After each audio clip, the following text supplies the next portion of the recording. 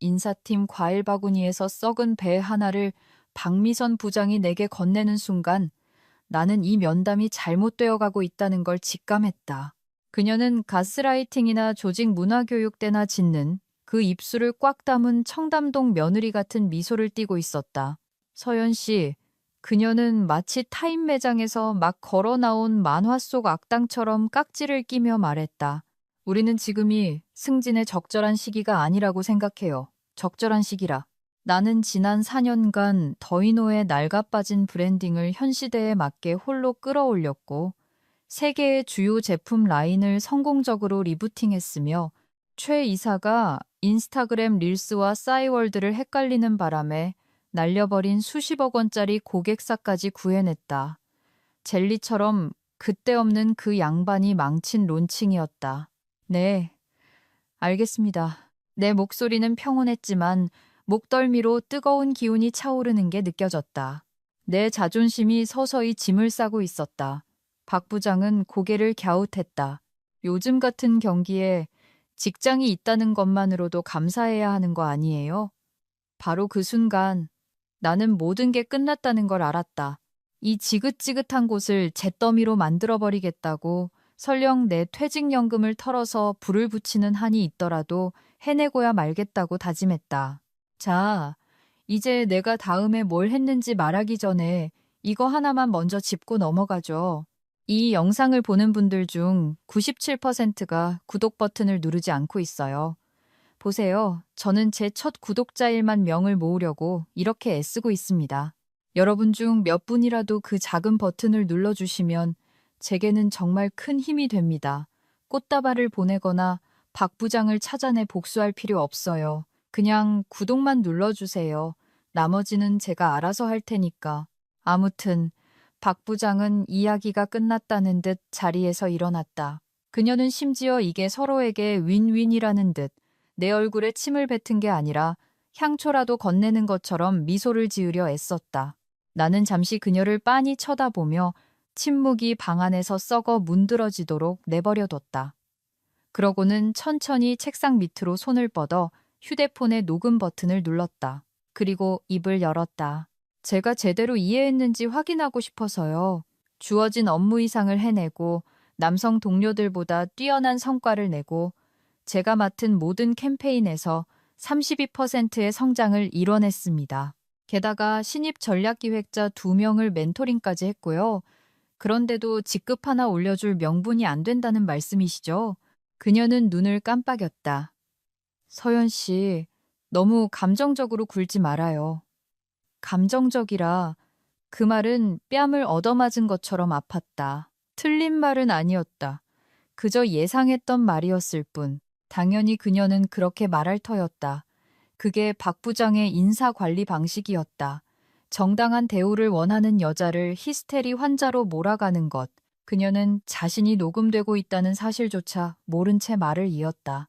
봐요. 어떤 사람들은 그냥 리더의 자질이 없는 거예요. 회의 때 좀 더 웃는 모습을 보였다면 어땠을까 싶네요. 그때 나는 웃었다. 아주 활짝. 너무 활짝. 다큐멘터리에 나오는 연쇄살인마들이 짓는 그런 미소였다. 감사합니다, 부장님. 나는 일어서며 말했다. 정말 많은 걸 깨닫게 해주시네요. 그날 밤 편의점에서 산 와인 반 병을 비우고 절망적인 심정으로 리멤버 앱을 스크롤하다가 그것을 발견했다. 에이펙스 그룹의 채용 공고였다. 시니어 전략 디렉터, 대외비 채용, 업계 최고 대우, 시장 파괴에 대한 이해 필수. 회사 이름은 명시되어 있지 않았지만 나는 그들의 말투를 알았다. 그 폰트를 알았다. 젠장. 지난 분기 경쟁사 분석 보고서에서 내가 그들의 스타일을 해부했는걸. 나는 생각 없이 지원하기 버튼을 눌렀다. 자기소개서도 없이 포트폴리오만 첨부하고 한 줄을 덧붙였다. 이 전쟁에서 이길 준비가 되었는지 이사회에 물어보시죠. 충동적이었고 어쩌면 커리어를 끝장내는 자살 행위였으며 분명 무모했다. 하지만 몇 주 만에 처음으로 나는 더이노의 개방형 사무실을 떠도는 유령처럼 느껴지지 않았다. 나는 깨어 있었다. 전기가 흐르는 것 같았다. 마치 누군가 내 손에 성냥을 쥐어주고는 마침내 가스가 새는 곳을 가리켜준 기분이었다. 자정이 되기 전 에이펙스 그룹의 임원 전략본부와 진행하는 비공개 스크리닝 면접 일정이 잡혔다. 그리고 20분 후 자동 회신 메일이 도착했다. 강 회장님께서 직접 면담하시기를 고대하고 계십니다. 강 회장. 박 부장이 유통기한 지난 바닐라 푸딩 한 상자라면 강 회장은 금으로 도금한 면도칼이었다. 나는 그녀에 대해 읽은 적이 있었다. 계산된 공격성과 내 연봉보다 비쌀 것이 분명한 맞춤 정장을 즐겨 입는 에이펙스 그룹의 철권 CEO. 나는 그 이메일을 쳐다보며 속이 뒤틀리는 것을 느꼈다. 그때 깨달았다. 이건 새로운 시작이 아니었다. 이건 선전포고였고 나는 방금 첫 번째 미사일이 되기를 자원한 것이었다. 처음 두 번의 면접은 형식적인 절차에 불과했다. 물론 누구도 그렇게 부르진 않았지만 그렉이라는 예의 바른 브랜드 담당자는 채널 간 시너지 같은 의미 없는 질문들을 던졌다. 이름이 하은인지 하윤인지 헷갈리는 젊은 여자는 에이펙스의 조직도를 보여주며 몇 초마다 비전통적 가치 창출자들을 강조했다. 번역하자면 에이펙스는 상어를 좋아한다는 뜻이었다. 조용한 상어들, 피냄새를 맡고 빙빙 돌면서도 미소 짓는 법을 아는 그런 종류의 상어. 하지만 세 번째 면접에서 모든 것이 바뀌었다. 목요일 저녁 7시 2분. 나는 에이펙스의 강남 본사 개인 엘리베이터에 올라탔다.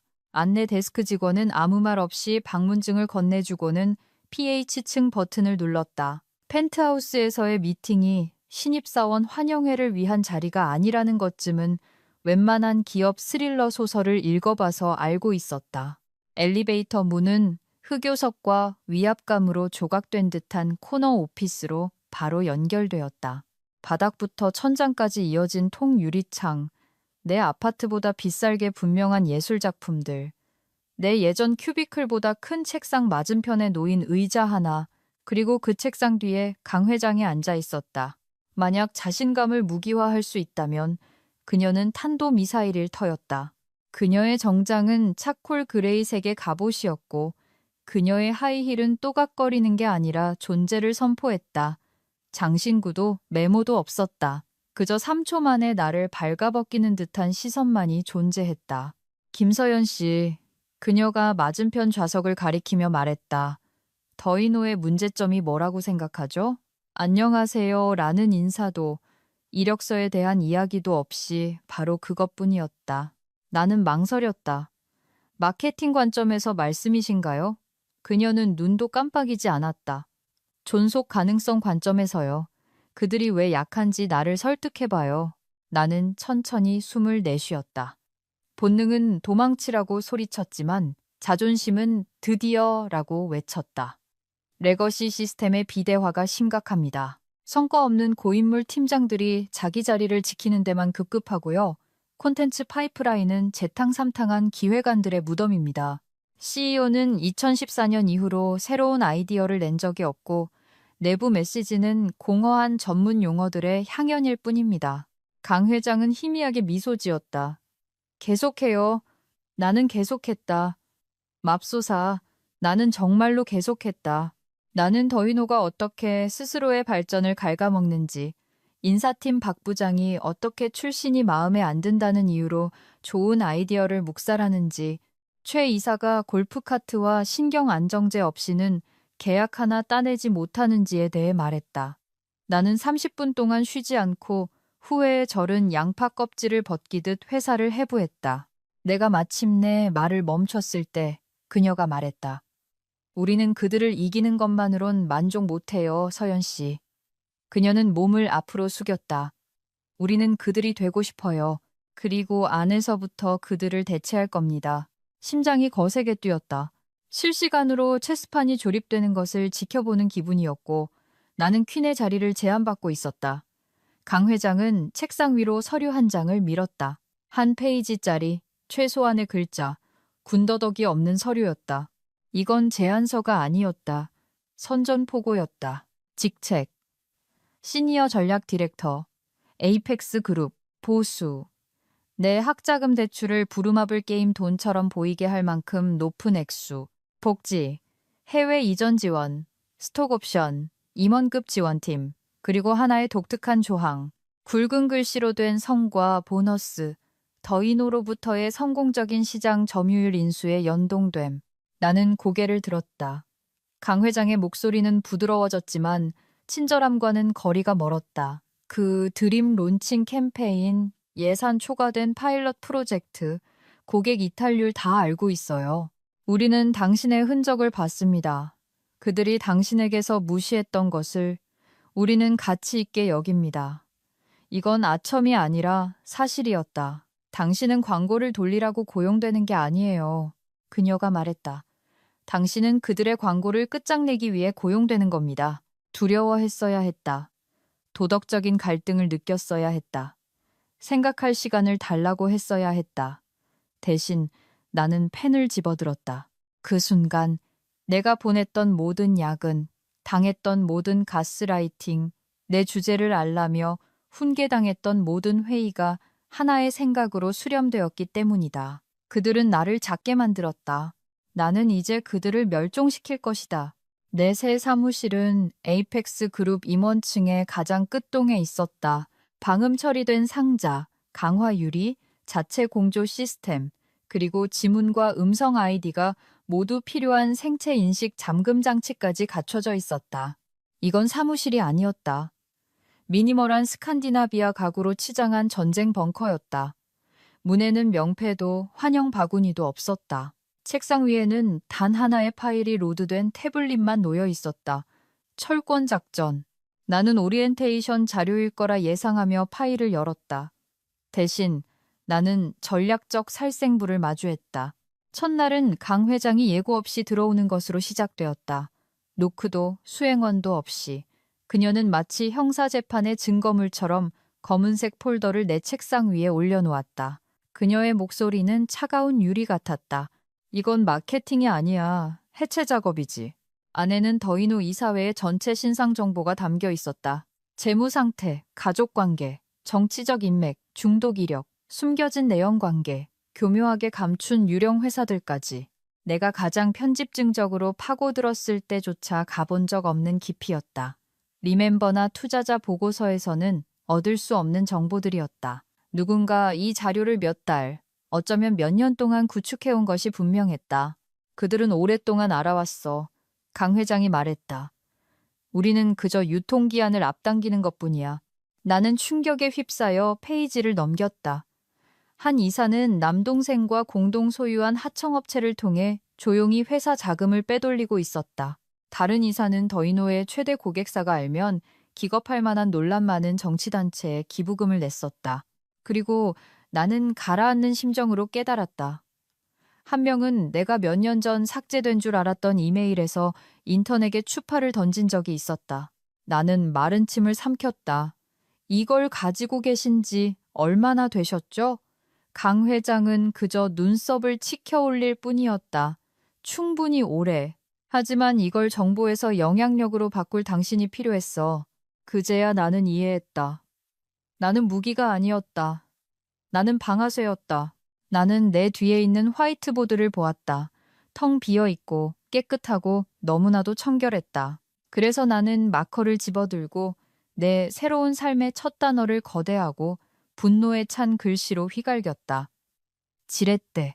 정오가 되자 내 팀이 소개되었다. 3명 모두 각자의 분야에서 암살자 같은 인물들이었다.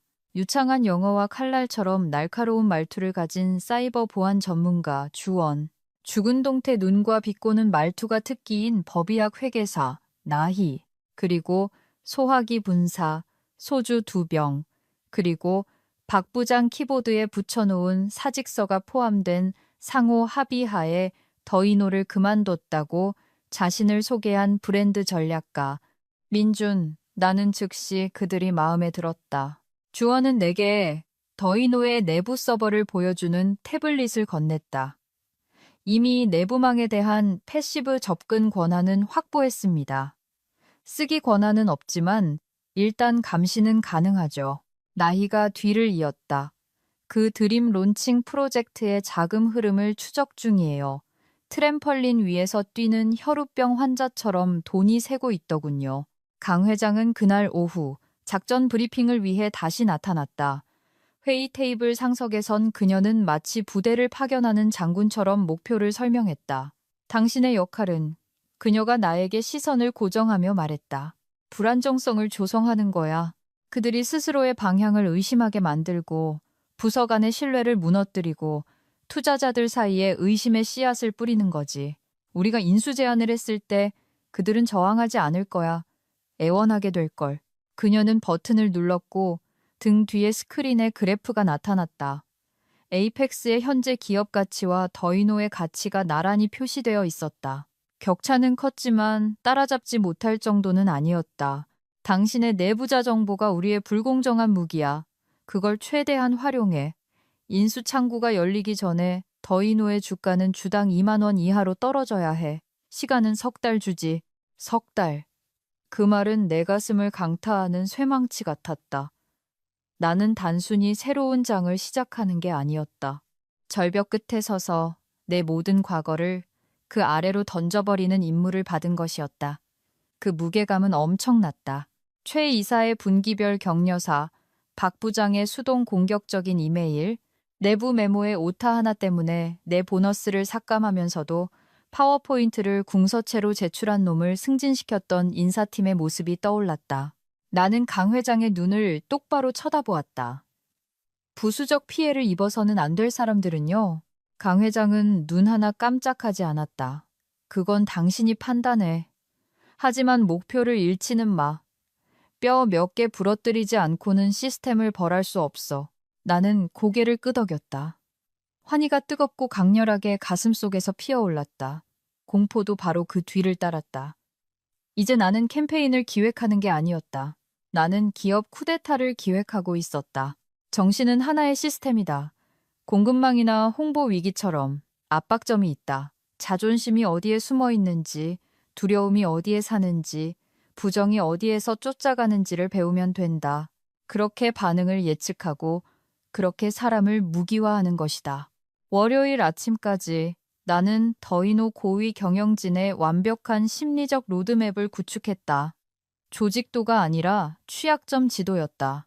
최 이사, 지위 중독자, 실패에 대한 알레르기 반응, 자신의 창의성에 대한 깊은 불안감, 결과가 아닌 남들의 인식에 의해 움직임, 가장 멍청할 때조차 항상 방 안에서 가장 똑똑한 사람이어야 함. 박 부장, 립스틱을 바른 통제광, 소외되는 것을 두려워하고 책임지는 것은 그보다 더 두려워함.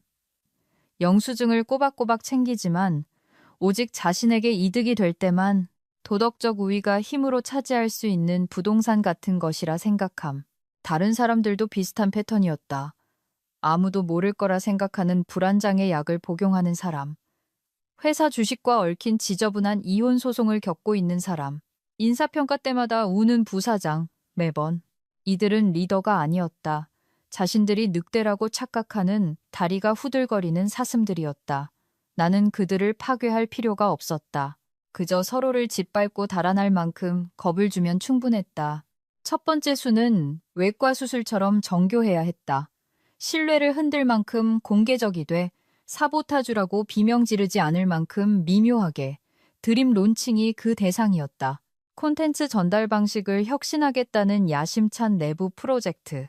현실은 비대해진 기획 범위, 부실한 문서, 그리고 서로 으르렁대는 3명의 프로젝트 매니저가 만들어낸 쓰레기 더미였다.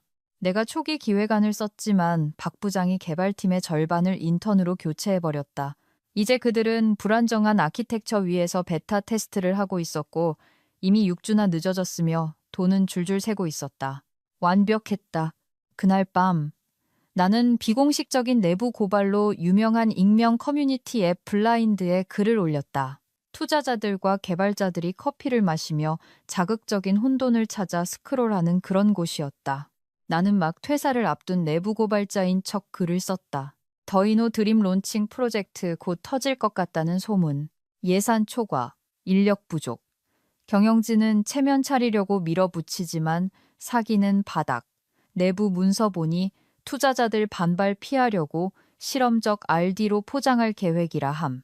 나는 그 글이 반박 불가능하게끔 충분히 구체적인 사실들을 섞어 넣었다.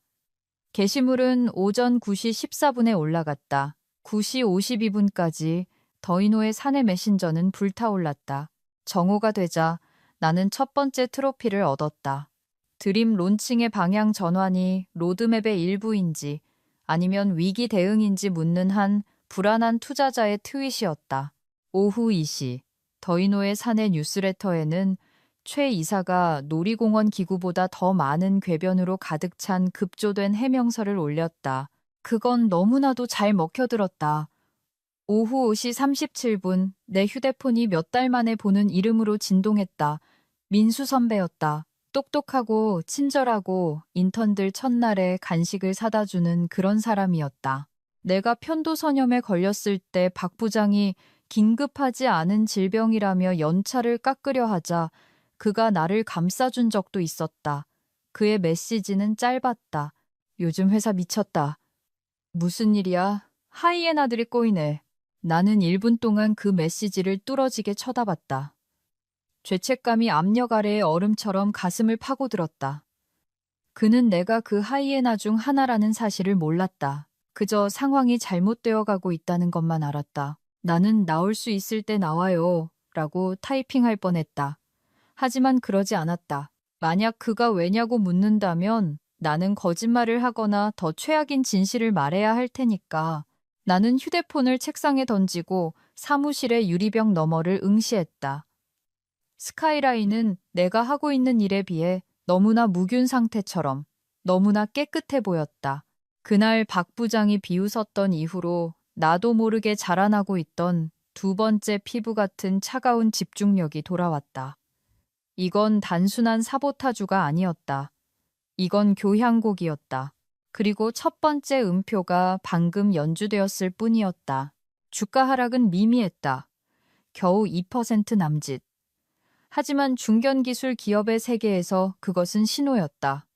수면 아래에서 무언가 피를 흘리고 있다는 잔물결이었다. 애널리스트들이 알아차렸고 이사회도 마찬가지였다. 그리고 내가 예측했던 대로 최 이사는 패닉에 빠졌다. 그는 드림 론칭을 재검토하는 대신 블랙잭 테이블에 앉은 대학생처럼 판돈을 올렸다.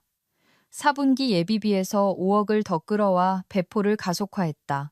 최 이사의 언어로 그건 가라앉는 배에 청테이프를 붙이고 애자일 혁신이라 부르는 것을 의미했다. 그 멍청이는 실제로 주주들에게 보내는 이메일에 그 단어들을 썼다.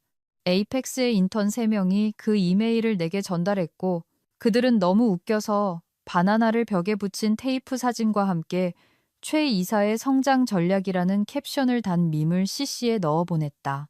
나는 웃지 않았다. 음미했다. 다음 작전은 단순히 대중적인 망신 주기가 아니었기 때문이다. 그건 매출에 관한 것이었다. 영향력에 관한 것이었다. 더이노의 최대 고객은 아젠트 솔루션즈였다. 충성도가 높고 혼란에 대한 인내심이 낮은 것으로 유명한 기업 물류 회사였다.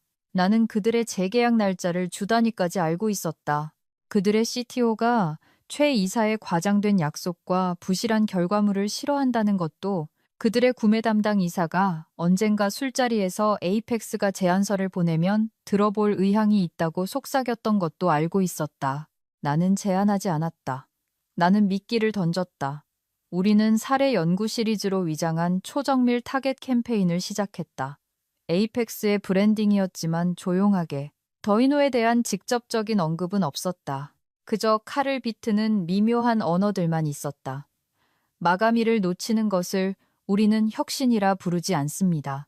무능이라 부르죠. 우리는 그것을 해결합니다. 우리는 아젠트 팀이 업계 조사를 위해 사용하는 플랫폼에 광고를 샀다. 그들의 CIO가 구독하는 뉴스레터를 후원했다. 내 새로운 팀원 중 한 명이 쓴 백서를 배포했다. 비전 있는 플랫폼으로 위장한 비대해진 소프트웨어 출시에 대한 우아한 비판이었다. 그것은 바람 터널 속의 네이팜탄처럼 터졌다. 아젠트의 구매팀은 48시간 이내에 에이펙스에 연락해왔다. 그 주말 나는 그들의 경영진과 화상회의를 하며 더이노의 느려 터진 죽음의 행진에 묶여있던 6개월 전에 조용히 만들어 두었던 전환 계획을 설명하고 있었다. 마치 내 옛날 옷을 다시 입는 기분이었지만 이번에는 더 날카로운 재단과 안감에 숨겨진 총이 있었다. 계약이 성사되자 에이펙스는 짧은 보도자료를 냈다. 아젠트 솔루션즈를 에이펙스 가족으로 맞이하게 되어 기쁩니다. 팡파르도 의기양양함도 없었지만 더이노의 주가는 다시 한번 곤두박질 쳤다. 이번에는 4%였다. 최 이사는 링크드인에서 의심스러울 정도로 조용해졌다. 그리고 활용점정 박 부장이었다. 다음 월요일 오전 9시 13분 더이노 직원들은 그녀의 이름으로 된 진실성에 대한 메모라는 제목의 전체 메일을 받았다. 그녀는 어려운 시기라는 문구로 시작해서 리더십의 충성심, 익명의 안정성 위협, 그리고 내가 개인적으로 가장 좋아하는 단기적 이익을 위한 유혹을 극복하는 것에 대한 장황한 설교로 이어갔다. 나는 그 메일을 2번 정독했다. 그리고 내 휴대폰에 저장된 녹음 파일을 열었다. 우리의 마지막 인사 면담 녹음이었다. 요즘 같은 경기에 직장이 있다는 것만으로도 감사해야 하는 거 아니에요? 맙소사, 아이러니가 화면에서 뚝뚝 떨어지는 것 같았다. 그녀는 스스로를 순교자로 우리 가운데 있는 배신자로부터 기업의 미덕을 지키는 용감한 성기사로 둔갑시켰다. 마치 그녀가 사내 변태들을 보호하고 보너스를 삭감하고 필라테스 하듯 여성들을 승진해서 밀어낸 적이 없다는 듯이 그 이메일은 나를 화나게 하지 않았다. 에너지를 주었다. 이제 나는 단순히 회사를 해치는 게 아니었다. 나는 신화를 해체하고 있었고 그 신전이 불타는 동안 대사제들이 허우적거리는 것을 지켜보고 있었다. 아주 맛있었다. 나는 에이펙스가 더이노의 주식을 매입하고 있다는 사실을 에이펙스에서 대부분의 중요한 정보를 알게 되는 것과 같은 방식으로 알게 되었다. 나희가 보낸 한 문장짜리 사내 메신저를 통해서였다. 토스트처럼 건조하고 2배는 더 치명적인 메시지였다. NXT3 유령 법인 코드로 섀도우 바이 시작함. 번역. 우리는 공식적으로 시체를 맴돌기 시작했다. 더이노의 주가가 떨어질 때마다 에이펙스는 조용히 더 많은 주식을 쓸어 담았다. 갑작스러운 움직임도 공개적인 발표도 없이 마치 상어가 아래에서부터 물어뜯는 것처럼 느리고 계산된 포식이었다.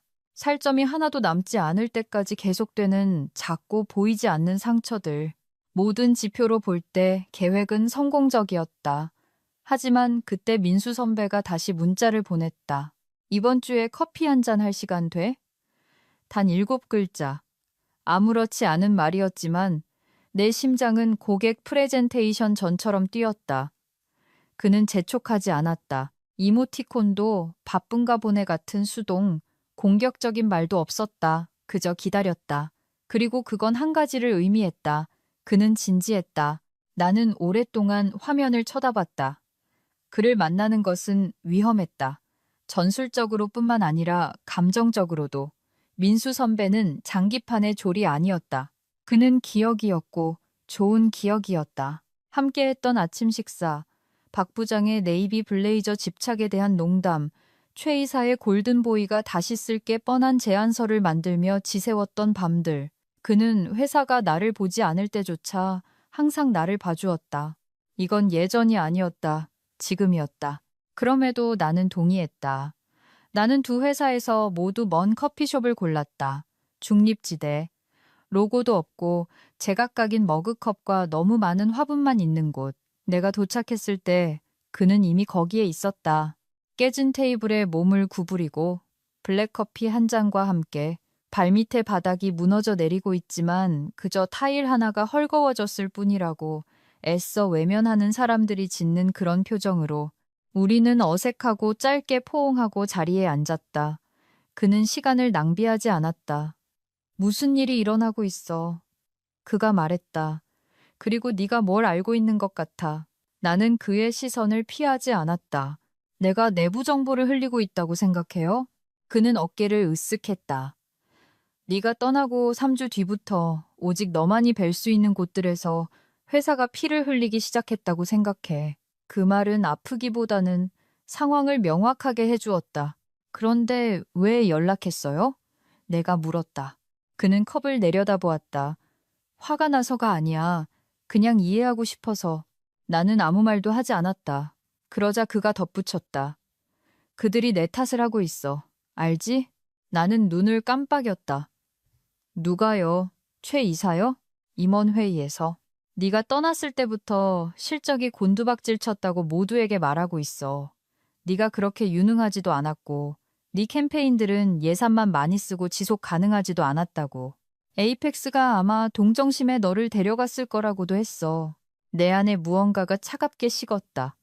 마비시키는 종류의 추위가 아니었다. 집중하게 만드는 종류의 추위였다. 그가 그렇게 말했다고요? 민수 선배는 고개를 끄덕였다. 박 부장도 그를 거들었어. 항상 의심스러웠다고 하더군. 나는 한번 웃었다. 나 자신조차 놀라게 한 단 하나의 무미건조한 웃음소리였다. 내가 조용히 있을 땐 위협이었는데 이제는 희생양이군. 그래. 그리고 내 생각에 그들은 두려워하고 있어. 나는 오랫동안 그를 바라보았다. 그는 피하지 않았다. 그저 내가 꺼뜨리려 했던 도화선에 방금 불을 붙인 사람답지 않게 커피를 마셨다. 죄책감은 며칠 동안 나를 갉아먹고 있었다. 민수 선배 같은 얼굴들. 내가 존경했던 사람들. 아무 잘못도 없는 사람들.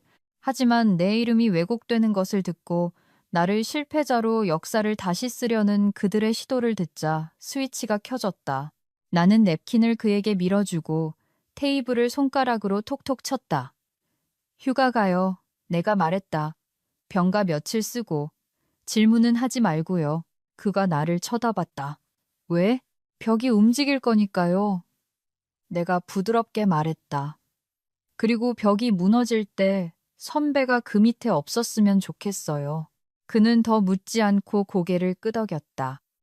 내가 걸어 나오면서도 죄책감은 여전히 가슴속에서 들끓었지만 이제 그것은 산이 되었다. 그들은 침묵 속에 나를 묻을 수 있다고 생각했다. 그들은 자신들이 지금 질식하고 있는 지도를 내가 만들었다는 사실을 잊었다. 이제 마지막 막을 올릴 시간이었다. 그리고 나는 더 이상 감정을 봐줄 생각이 없었다. 모든 철거 작업에는 구조물이 무너지는 순간이 있다. 한꺼번에 불꽃놀이처럼 터지는 것이 아니라 조용한 변화와 함께 온다. 대들보가 삐걱거리고 벽이 내려앉는 마치 지구가 역사적인 사건이 일어나기 직전에 내는 그런 소리. 그 순간이 왔고 나는 더 이상 기다리지 않았다. 민수 선배와 커피를 마신 후 나는 잠들지 못했다. 한 손에는 위스키 잔을, 다른 한 손에는 회사에 피를 묻힌 채 아파트를 서성였다. 최 이사가 내 기획안을 듣고 미소 짓다가 자신의 것인 양 발표했던 모든 순간을 생각했다. 박 부장이 내 예산을 삭감하면서 웃었던 모든 순간을 생각했다. 내가 독처럼 삼켰던 모든 아마 다음 분기에는 이라는 말을 생각했다. 동이틀 무렵 나는 체스 게임을 끝내기로 결심했다. 나는 에이펙스의 기밀 채널을 열고 모든 것을 업로드했다. 이건 유출이 아니었다. 부검이었다. 나는 더이노의 분식회계 내역을 넘겼다. 최 이사가 분기 실적을 부풀리기 위해 예산 항목을 부서 간에 어떻게 옮겼는지, 때로는 RD 실패를 파일럿 마케팅 프로젝트로 둔갑시켜 책임을 회피했는지에 대한 자료였다. 나는 예전에 그것을 보고 문제 제기를 했지만 묵살당했었다. 이제 그것은 증거였다. 그리고 나는 핵폭탄을 투하했다. 2019년 워크숍에서 신입사원을 추행했던 한 부사장에 대한 인사팀 고발건이었다. 박 부장이 내부적으로 처리한 후 조용히 사라졌던 그 고발. 나는 그 이메일 체인을 받고 저장해 두었다. 모두가 그런 일이 없었던 척했다. 하지만 트라우마에는 반감기가 있다. 불이 꺼진 후에도 빛을 발한다. 에이펙스의 법무팀은 망설이지 않았다. 72시간 내에 그들은 공식적인 적대적 인수 합병 제안을 발표했다. 성명서는 시장 통합, 시너지, 잠재력, 장기적 안정성 등 모든 예의 바른 표현을 담고 있었다. 하지만 행간에는 선언이 있었다. 우리는 거들어간다. 더이노의 이사회는 허둥댔다. 나희에게 듣기로는 2명의 이사가 나파밸리 워크숍에서 일찍 돌아오려 했고 1명은 사파리 여행을 취소해야 했다고 했다. 명품 여행 가방이 불쌍할 지경이었다. 나는 내 사무실에서 세상에서 가장 만족스러운 범죄 현장을 엿보는 관음증 환자처럼 그들의 패닉을 지켜봤다. 주원은 그들의 내부 메신저를 우리만 볼 수 있는 더미 대시보드에 연결해 주었다. 읽기 전용으로. 붕괴는 장관이었다. 한 대화방에서는 최 이사가 기업 스파이 행위라며 대문자로 소리치고 있었다. 다른 방에서는 박 부장이 기도문처럼 비밀 유지 서약 조항을 읊고 있었다. 누군가 이 상황을 기회로 포장할 수 있다는 아이디어를 띄우려다 즉시 디지털 조리돌림을 당했다. 그리고 투자자들의 전화가 시작되었다. 세 개의 투자사가 우선주 지위를 철회했다. 아젠트는 더이노의 비전에 대한 신뢰를 잃었다고 발표했다. 그리고 갈비뼈에 가해진 마지막 발차기. 익명의 제보자가 묻혔던 인사팀 고발건을 언론사에 제보했다. 그 기사는 순식간에 퍼져나갔다.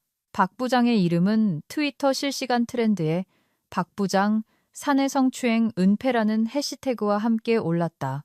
나는 내가 아닌 듯한 고요함 속에서 모든 것이 펼쳐지는 것을 지켜봤다. 기쁨도 의기양양함도 없이 그저 고요함, 마치 불이 난 숲에 서 있는 기분이었다. 불길이 꺼진 지 한참 후에야 나무들이 부러지는 소리가 들리는 그런 곳. 나는 루비콘 강을 건넜다. 돌아갈 길도 사과도 협상도 없었다. 이건 더 이상 내 말을 들어달라는 싸움이 아니었다. 이건 기억되게 하는 싸움이었다. 강 회장이 내 사무실로 들어왔을 때 그녀의 미소는 이미 10초는 앞서 와 있었다. 잘했어. 그녀가 말했다. 그들은 익사 직전이야. 나는 한번 고개를 끄덕였다. 그들은 항상 내가 자비를 구하는 쪽일 거라고 생각했죠. 내가 조용히 말했다. 그녀는 고개를 갸웃했다. 이제 뭘 할 거지? 나는 창밖을 내다보았다. 맞은편 건물 뉴스 전광판에 더이노의 로고가 깜빡이고 있었다. 유리창에 완벽하게 담긴 액자처럼 이제 내가 말했다. 이제 그들에게 자신들의 멸종을 맨 앞줄에서 관람할 기회를 줘야죠. 이사회는 무릎을 꿇고 있었다. 나는 공시자료, 떠도는 소문들, 그리고 폭풍 속 조명탄처럼 에이펙스 채용팀에 핑을 보내는 절박한 링크드인 메시지들에서 그것을 볼 수 있었다. 더이노는 하수구로 빨려 들어가고 있었고 누군가 마침내 최 이사에게 그게 그냥 막힌 파이프가 아니라고 설득한 모양이었다. 그렇게 해서 회의가 잡혔다. 에이펙스 최고층 임원실에서 열리는 비공개 협상.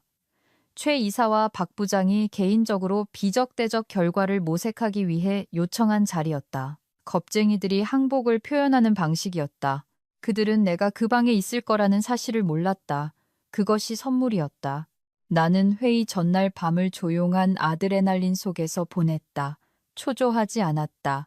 마지막 총알을 닦는 저격수처럼 집중했다. 나는 머릿속으로 우리의 마지막 대화를 재생했다. 감사하라고 말하던 박 부장의 거만한 목소리. 내 실적이 임원급 비전이 부족하다고 말하던 최 이사의 비웃음. 그들의 표정은 기생충처럼 내 뼛속에 살아있었다. 하지만 이제 메스는 내 손에 있었다. 회의 1시간 전, 강 회장이 그녀 특유의 조용한 힘으로 내 사무실에 들어섰다. 서론 없이 단 한 문장뿐이었다. 그녀는 문가에서 잠시 멈췄다. 전부 불태워버려. 그녀는 위협처럼 말하지 않았다. 축복처럼 말했다. 정확히 오전 10시. 문이 열리고 최 이사와 박 부장이 사자굴로 들어섰다. 둘 다 10년은 늙어 보였다. 최 이사의 넥타이는 삐뚤어져 있었고 박 부장의 화장은 스캔들이 너무 가까워질 때마다 귀 뒤에 피어나던 신경성 발진을 가리고 있었다. 강 회장은 테이블 상석에 날렵하고 조용하게 서 있었다. 악수를 청하지도 않았다. 시작하죠. 그녀가 말했다. 이사회가 우리의 수정된 인수 제안을 수락할 경우 더이노의 전환 조건에 대해 논의하기 위해 모였습니다. 박 부장은 미소를 지으려 애썼다. 협상 의지를 보여주셔서 감사합니다. 강 회장은 동요하지 않았다. 이건 협상이 아닙니다. 그리고 그녀는 나를 향해 돌아섰다. 김서연 이사, 전환 구조에 대해 설명해 주시죠. 그 순간은 유리방 안에 천둥처럼 울렸다. 최 이사의 고개가 너무 세게 나를 향해 돌아가서 목에서 뚝 소리가 나는 것을 들었다. 박 부장의 눈은 잠시 커졌다가 이내 무표정한 기업용 표정으로 돌아왔다. 나는 시간을 들여 폴더를 열었다. 그들이 그 상황을 곱씹게 내버려뒀다. 침묵이 늘어지도록. 그리고 시작했다. 나는 리더십 해체, 자산 통합, 부서 정리 계획을 설명했다. 이것이 이론이 아니라 이미 끝난 일이라는 것을 이해시키기에 충분한 날을 세워 명확하게 말했다. 최 이사가 끼어들어 연속성 보장에 대해 물으려 했다. 나는 고개도 들지 않았다. 연속성은 있을 겁니다.